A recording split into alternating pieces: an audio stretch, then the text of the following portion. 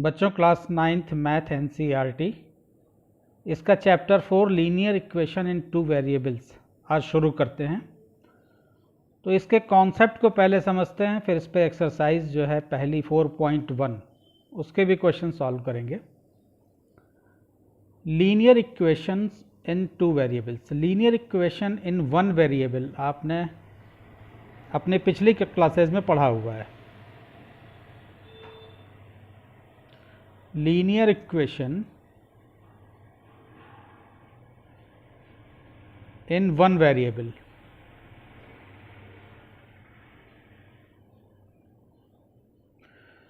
जिसका एग्जाम्पल एक ले लेते हैं 2x + 5 = 0। यहाँ पे वेरिएबल केवल एक दिख रहा है x आपको, तो ये linear equation in one variable का एग्जाम्पल हो गया, जहाँ पे एक वेरिएबल केवल x आपको दिख रहा है। अब इसका हम आंसर फाइंड यानी इसको वैल्यूएट करना चाहें तो 2x = 5 जो है राइट साइड में जाएगा यानी -5 हो जाएगा, और x = -5/2 इसका आंसर आएगा। ये माइनस का नंबर है, नंबर लाइन पे आप 0 के लेफ्ट साइड में इसको इंडिकेट भी कर सकते हैं। एक एग्जांपल और ले लेते हैं दूसरे वेरिएबल में, 2y - 10 = 0। तो 2y = आप इसमें वेरिएबल देखिए सिंगल वेरिएबल है y। ये linear equation in one variable का एग्जांपल है। लीनियर होने का मतलब ये हुआ कि डिग्री 1 होनी चाहिए, यानी वेरिएबल पे पावर कोई स्क्वायर, क्यूब, पावर 4, पावर 5 ये सब नहीं होना चाहिए। तो लीनियर से आपका मतलब होता है कि जो भी वेरिएबल दिया हुआ है उसकी डिग्री 1 है, नंबर 1। और इन वन वेरिएबल, तो वन वेरिएबल का मतलब हो गया कि उसमें केवल एक ही वेरिएबल है। जैसे इस वाले एग्जाम्पल में आपने देखा कि यहाँ केवल x वेरिएबल है, इस वाले एग्जाम्पल में आप देख रहे हैं कि केवल y वेरिएबल है।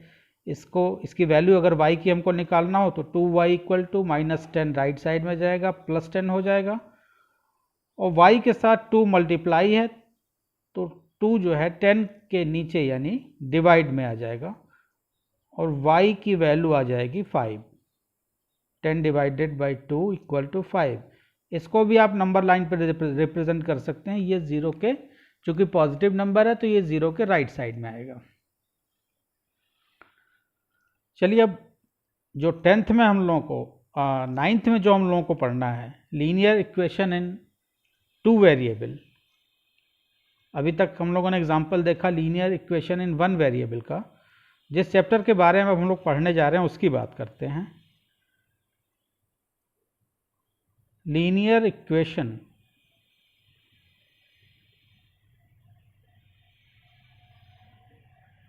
इन टू वेरिएबल्स, जैसे वहां केवल एक ही वेरिएबल था, यहां 2 वेरिएबल हो जाएंगे। इसका एग्जांपल देखिए, 5x कुछ भी ले लेते हैं -3y = 4। एक एग्जांपल और ले लेते हैं, 2x + 3y = 4.3। तो यहाँ देखिए आप 2 वेरिएबल आपको दिख रहे हैं, एक x दिख रहा है और एक y भी दिख रहा है। ये भी एग्जांपल x y वेरिएबल में भी है। एक दूसरे किसी वेरिएबल में एग्जांपल ले लेते हैं, p + 4q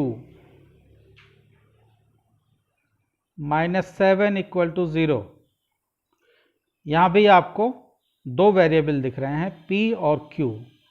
तो ये तीनों एग्जाम्पल जो हैं वो linear equation in two variable के हैं, जहाँ पे आपको 2 वेरिएबल हर केस में दिखेंगे।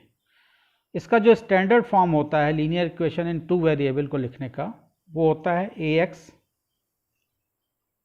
+ by + c = 0। ये स्टैंडर्ड फॉर्म है। x और y आपके ये दोनों वेरिएबल हो गए। a b c ये तीनों रियल नंबर होंगे, जहाँ पे a x का कोफिशिएंट है, b y का कोफिशिएंट है, c जो है एक कांस्टेंट है। तो रियल नंबर जैसा ही हम कहते हैं तो रियल नंबर आपका कोई पॉजिटिव नंबर हो सकता है, नेगेटिव नंबर हो सकता है, रूट का नंबर हो सकता है, फ्रैक्शन का नंबर हो सकता है, डेसिमल का नंबर हो सकता है, यानी इमेजिनरी नंबर छोड़ करके कुछ भी हो सकता है ये। तो हम यहाँ पे लिखेंगे, इसको डिफाइन करेंगे, वेयर, ये स्टैंडर्ड फॉर्म आपने देखा, where A B and C are real numbers.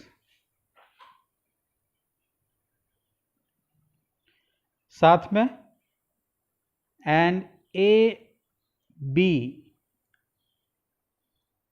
Are not both zero. A और बी दोनों एक साथ ज़ीरो नहीं हो सकते। एक बार में ए ज़ीरो हो सकता है, एक बार में बी ज़ीरो हो सकता है, दोनों एक साथ ज़ीरो नहीं हो सकते। तो इस चीज़ को आपको समझना है। ए बी सी तीनों रियल नंबर हैं। रियल नंबर के बारे में हमने आपको बताया कि ये फ्रैक्शन का नंबर, डेसिमल नंबर, रूट का नंबर कुछ भी हो सकता है, नेचुरल नंबर, नेगेटिव इंटीजर कुछ भी हो सकता है। ए और बी दोनों एक साथ जीरो नहीं हो सकते। एक टाइम पे कि या तो ए जीरो हो सकता है या बी जीरो हो सकता है, दोनों एक साथ जीरो नहीं हो सकते। तो इसका भी एग्जाम्पल देखते हैं। कुछ एग्जाम्पल आपने ऊपर देखा, 5x - 3y = 4। तो कुछ डिफरेंट एग्जाम्पल देखते हैं, जैसे 2x = y। ये भी linear equation in two variable है, क्योंकि जो वेरिएबल है उसकी डिग्री आपको 1 दिख रही है। अब इसको अगर स्टैंडर्ड फॉर्म में हमको लिखना हो तो हम लिखेंगे 2x, y को हम इधर ले आए लेफ्ट साइड में तो माइनस होकर के आएगा 2x - y। इसमें कांस्टेंट टर्म नहीं है तो हम अपनी तरफ से जोड़ देते हैं। कांस्टेंट टर्म हम अपनी तरफ से 0 जोड़ दिए। कांस्टेंट टर्म 0 के अलावा अगर नहीं दिया हुआ है कुछ, तो 0 के अलावा अपनी इच्छा से आप कुछ दूसरा नंबर 0 के अलावा नहीं रख सकते। तो ये स्टैंडर्ड फॉर्म में आ गया 2x - y + 0 = 0। अब ये देखिए ax + by + c = 0। अगर आपसे पूछा जाए कि a इसमें क्या है, b क्या है, c क्या है, तो आप बता देंगे x का कोफिशिएंट a होता है, यहाँ a की वैल्यू 2 हो गई, y का कोफिशिएंट b होता है, b की वैल्यू -1 हो गई, c की वैल्यू 0 हो गई। a b c तीनों को आप डिफाइन कर देंगे। एक एग्जाम्पल और देखते हैं, x = -5। अगर इसको हमको linear equation in two variable के फॉर्म में लिखना हो तो हम कैसे लिखेंगे? इसमें आपको y का टर्म, यानी केवल एक ही वेरिएबल दिख रहा है, y का टर्म इसमें आपको दिख नहीं रहा है, तो इसको आप y के टर्म के साथ लिख सकते हैं। उसका कोफिशिएंट आप 0 कर देंगे। इस चीज़ को आप समझिए, x + y इसमें नहीं है अगर, तो हम 0y लिख सकते हैं, क्योंकि 0 × y से अगर 0 का मल्टीप्लिकेशन होगा तो वो क्या हो जाएगा? 0। यानी हम इसमें कुछ भी ऐड नहीं कर रहे हैं। 0 आप ऐड करिए या सब्ट्रैक्ट करिए, इससे कोई रिलेशन पे फर्क नहीं पड़ता।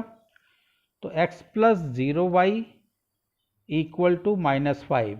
x = -5 को हमने लिखा चेंज करके, x + 0y = -5। अब इसको स्टैंडर्ड फॉर्म में लिख देते हैं। तो x + 0y और -5 को राइट साइड से लेफ्ट साइड में ले आते हैं तो प्लस हो जाएगा ये, चूँकि यहाँ माइनस है, तो +5 = 0। स्टैंडर्ड फॉर्म में ये चेंज हो गया। ax + by + c = 0, जहाँ x का कोफिशिएंट 1 a हो गया, y का कोफिशिएंट 0 b की वैल्यू हो गई, कांस्टेंट टर्म c की वैल्यू 5 हो गई। इस तरह से इसी तरह के क्वेश्चन यहाँ पूछे जाते हैं linear equation in two variable से, जहाँ पे आपसे कोफिशिएंट पूछा जाएगा, वेरिएबल पूछा जाएगा। तो एक इसका एग्जांपल हम ले लेते हैं एक्सरसाइज का 4.1 का। 4.1 का पहला क्वेश्चन दिया हुआ है, the cost of a notebook is twice the cost of a pen. यानी नोटबुक की जो कॉस्ट है वो पेन की कॉस्ट की ट्वाइस है, यानी दूनी है। Write a linear equation in two variable to represent this statement. इस स्टेटमेंट को रिप्रेजेंट करने के लिए आप एक linear equation in two variable लिखिए। तो चलिए इस क्वेश्चन को करते हैं।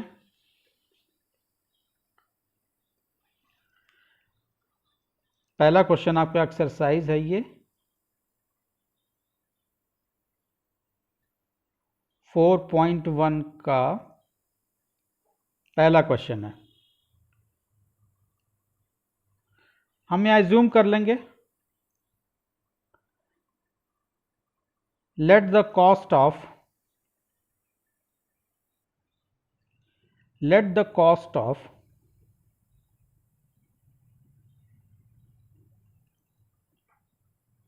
a notebook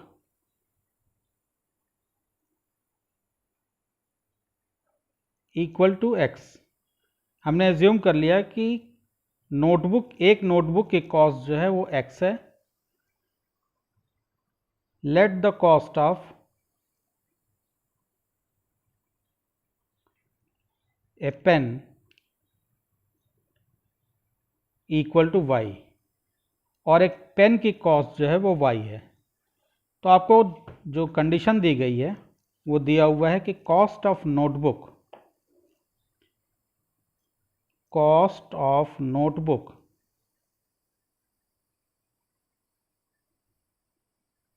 equal to twice of cost of pen. तो पहले इन चीज़ों को पहले आप लिखेंगे।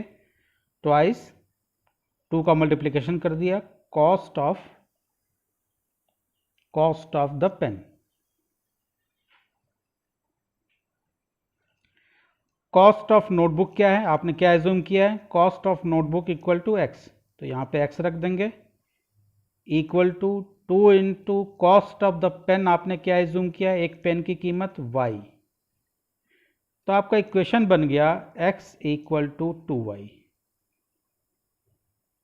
आपसे पूछा था कि ये जो स्टेटमेंट है इसको आप इक्वेशन के फॉर्म में लिखिए। तो आपका इक्वेशन बन गया x इक्वल टू 2y।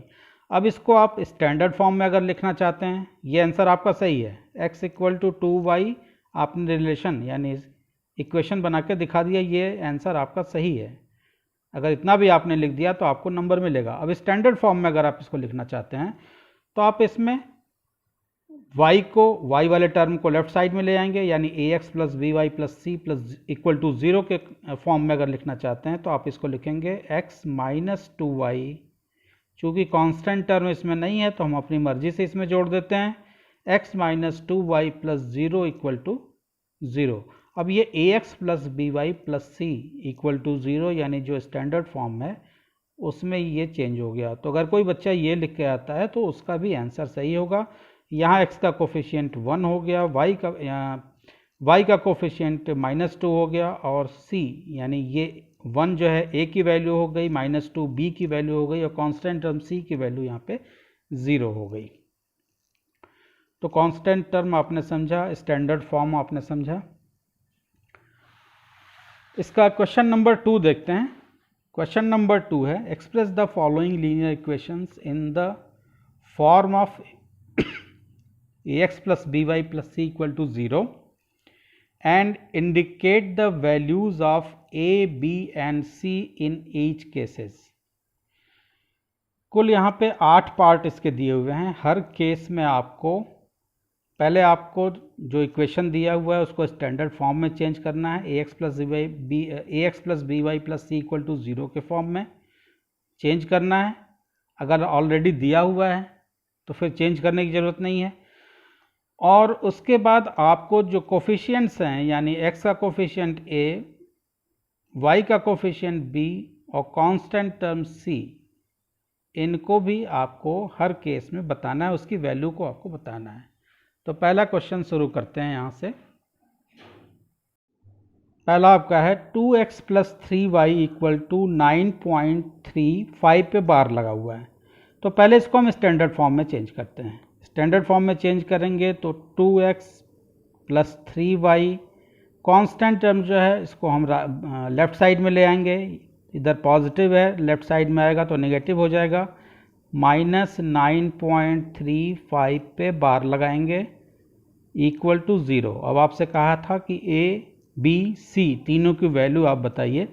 तो यहाँ x का कोफिशिएंट a हो गया, यानी a इक्वल टू 2 हो गया, b इक्वल टू 3 हो गया, साइन के साथ लिखेंगे, अगर माइनस साइन होता तो हम माइनस साइन के साथ लिखते, और c इक्वल टू हो जाएगा -9.3 उसके 5 के ऊपर बार। तो a b c को हमने दिखा दिया। चलिए इसका सेकंड पार्ट देखते हैं। x minus Y by 5 minus 10 equal to 0, ये already ax minus B Y ax plus B Y plus C equal to 0 के फॉर्म में लिखा हुआ है। थोड़ा सा इसको हम मॉडिफाई कर देते हैं जिससे कि आपको कोफिशिएंट पहचानने में आसानी होगी। x माइनस, इसको हम 1/5y लिख सकते हैं, y ऊपर मल्टीप्लाई हो जाएगा तो y बाई 5 होगा, और कुछ नहीं किया इसमें। -10 equal to 0, A B C की वैल्यू आपको लिखनी है, x का कोफिशिएंट अगर कुछ नहीं दिया हुआ है तो 1 है, a इक्वल टू 1 हो गया, b इक्वल टू y के साथ जो मल्टीप्लाइड है वो साइन के साथ हम रखेंगे, यानी b इक्वल टू -1/5,